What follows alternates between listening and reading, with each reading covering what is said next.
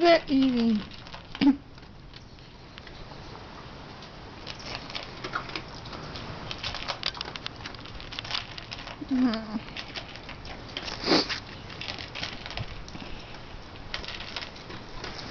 Outside with Sheba. It's weird because she will not eat unless I'm out here with her.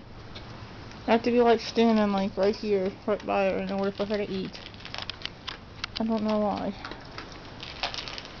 Yeah, just thought I'd make a video while I'm waiting on her to eat. Go ahead, eat. Don't mind me.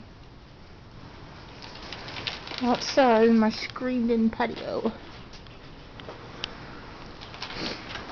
Waiting for Sheba to eat, and while we're waiting, I guess I can show you my new Vera Bradley purse I bought. This is my new Vera Bradley purse I bought. I just got it yesterday. It's like one of their really, really new designs. Oh, and here's my Aerosmith CD. The best band ever, as if you didn't know that already. Where's Sheba? I guess she's done eating. Are you not done? Go ahead.